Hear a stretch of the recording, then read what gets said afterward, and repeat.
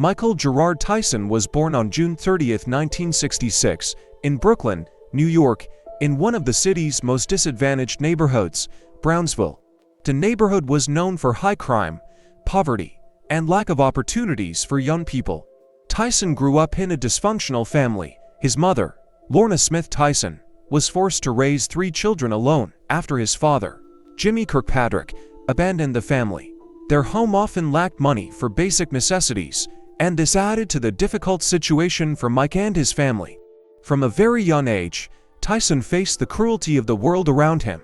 At school, he was bullied because of his overweight and speech impediment, making him an easy target for taunts and bullying. These humiliations and constant pressure on the street made him aggressive and led him to pick fights with other kids. Mike repeatedly got into trouble by joining street gangs and committing petty crimes.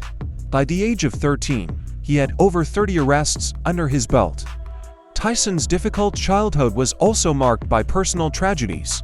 In 1978, when Mike was just 12 years old, his mother died of cancer, leaving him and his siblings orphaned. This event was a turning point in young Tyson's life, reinforcing his drive for self-defense and survival in a violent world. His mother's death and constant arrests led him to a juvenile correctional facility in Trenton, New Jersey. It was there that fate presented him with a chance for a life-changing experience. At the correctional facility, Tyson was noticed by Bobby Stewart, a former boxer and educator.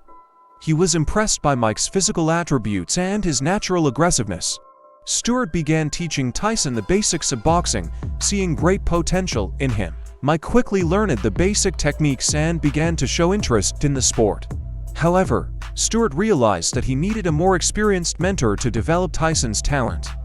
So Mike met Cus D'Amato, a legendary trainer who had previously worked with world champions such as Floyd Patterson and Jose Torres. D'Amato saw future greatness in young Tyson and took him under his wing. He became not only a coach but a true father figure to Mike, giving him the love, support and discipline he was sorely lacking. D'Amato taught him not only boxing techniques, but also the philosophy of the sport, instilling confidence and belief in his own abilities. In 1980, at the age of 14, Mike moved to the Catskills and to live and train under D'Amato. The Cus house became not only a place for Mike to train, but also a new home where he found the care and support he had been missing. D'Amato and his partner, Camila Ewald, became a second family to him. Cus taught Mike not only boxing, but also life principles, including discipline, self-control and self-confidence. D'Amato was known for his unique approach to training, which included both physical and mental preparation.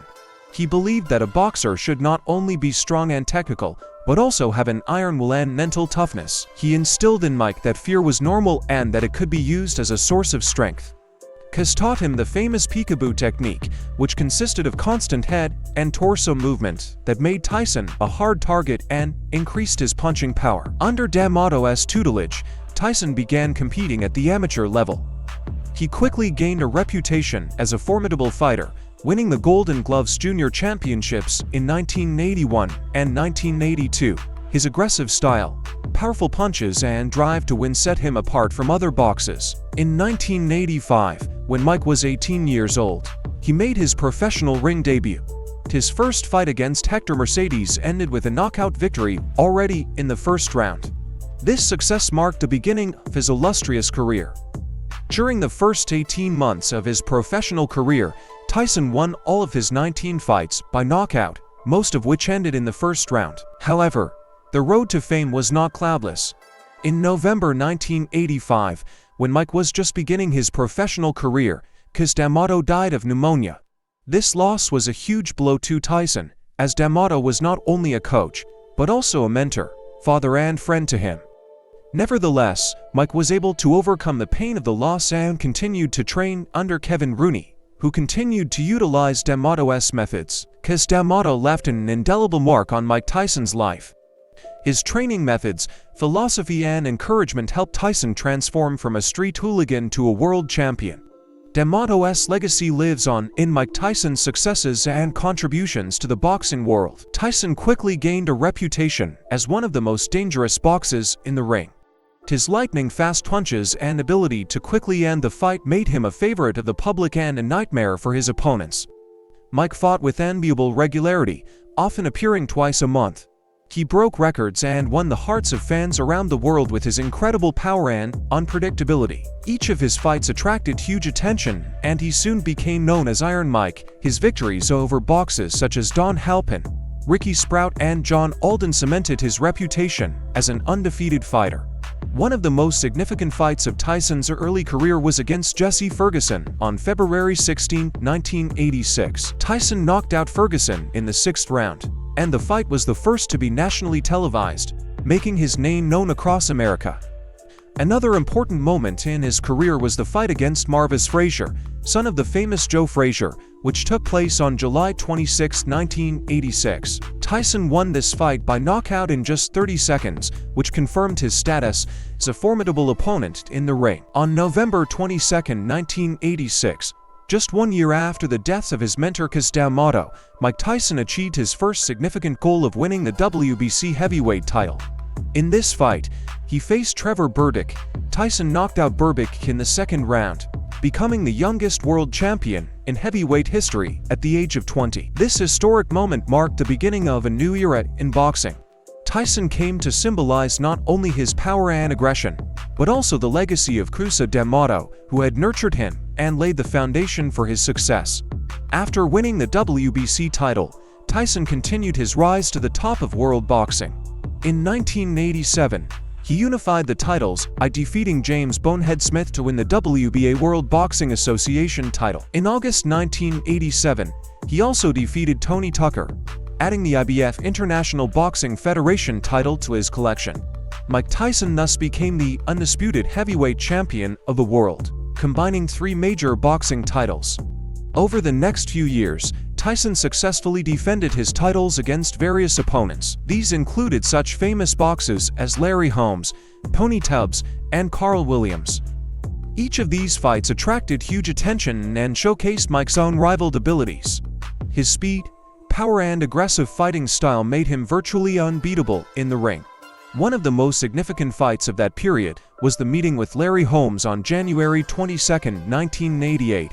Holmes was a former world champion known for his technical skills and toughness. Tyson knocked out Holmes in the 4th round, becoming the first boxer to defeat Holmes by knockout. This victory was symbolic, as Holmes was once trained by Cus D'Amato, and Tyson thus seemed to complete the circle, proving his superiority. The peak of Tyson's career came in the late 1980s. He became a symbol of invincibility and strength. His fights gathered full stadiums, and the name Mike Tyson became synonymous with power and dominance in boxing. In 1988, he also won a fight against Michael Spinks, which was considered one of the most anticipated and significant fights of the time. Tyson knocked out Spinks already in the 1st round, solidifying his status as the best boxer in the world. This period was the pinnacle of Mike Tyson's career, when he reached the heights and set records. However, there were new challenges and trials ahead of him that would change his life and career. While Tyson's career was gaining momentum, his personal life was also eventful. In 1988, he married actress Robin Givens, which attracted additional media attention. However, their marriage was short and was accompanied by scandals and accusations of domestic violence. These events could not help but affect his professional life and were the beginning of a series of personal problems that Mike faced in the following years. Tyson also faced problems in his professional environment. After the deaths of his mentor Cus D'Amato and the firing of trainer Kevin Rooney, Tyson began working with Don King, a well-known boxing promoter.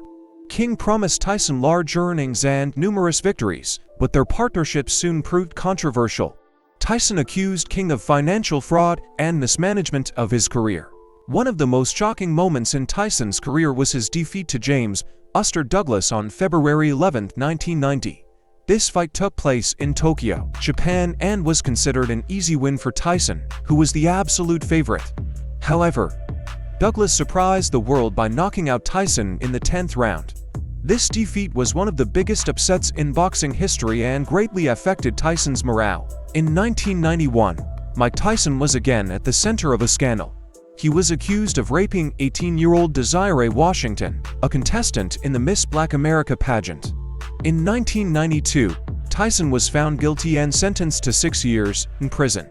This event came as a shock to his fans and a serious blow to his career and reputation. Tyson began serving his sentence in an Indiana prison. He spent 3 years in prison, during which his life and views of the world changed. Tyson converted to Islam and took the Muslim name Malik Abdulaziz. In 1995, he was released on parole for good behavior. After being released from prison, Tyson sought to regain his championship title and respect. His return to the ring in 1995 was a welcome event. He won his first 2 fights against Peter McNeely and Buster Mathis Jr., both by knockout. These victories showed that he was still capable of being competitive in boxing. One of the most iconic periods of his comeback was his fights against Evander Holyfield. In November 1996, Tyson faced Holyfield, who was a former world champion and one of the best boxers of his time. Tyson lost to Holyfield by technical knockout in the 11th round. This fight was a sensation as many considered Tyson the favorite. In June 1997, their rematch took place, which went down in history as one of the most scandalous fights. During the fight, Tyson bit off part of Holyfield's ear, for which he was disqualified, stripped of his boxing license and fined $3 million. The incident became one of the most infamous moments in boxing history and further affected Tyson's reputation. After the Holyfield incident, it took Tyson several years to regain his boxing license and return to the ring. In 1999, he started fighting again, showing off his power and experience. He won several fights, including against Francis Botha and Julius Francis, but his performances were no longer as impressive as in his best years. In 2002, one of the most anticipated fights of the time took place, a fight between Mike Tyson and Lennox Lewis. Lewis was the reigning world champion and was considered the favorite. The fight took place on June 8, 2002 and ended with Lewis winning by knockout in the 8th round. Tyson acknowledged Lewis' superiority and thanked him for the fight, showing that he could still exhibit athletic behavior despite his problems. Despite the huge earnings of his career, Mike Tyson has faced serious financial problems. Uncontrolled spending, high fees to managers and promoters, and legal fees led Tyson to declare bankruptcy. In 2003, he had accumulated debts totaling more than $23 million. The last fight of Tyson's career took place on June 11, 2005 against Irishman Kevin McBride. Tyson lost this fight by technical knockout after he refused to continue the fight in the 6th round. After this defeat, Mike officially announced the end of his professional career, recognizing that he no longer had the desire or physical ability to continue boxing. After his boxing career ended, Mike Tyson continued to live an active life, finding new ways to realize his potential.